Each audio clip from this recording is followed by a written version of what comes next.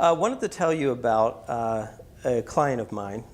This client is in the manufacturing business, and we were taking a look at their telecom, and we found that they had a pretty sizable billing error. The way they had their long distance set up was they first paid for a block of minutes, and then after that block was up, it would be roughly around 2 cents per minute. What we found was that for a period of 1.5 years, actually, they were not only paying for the block to start, but they were also paying 2 cents per minute throughout the entire block. So that came to, over about a period of 1.5 years, a $10,000 billing error.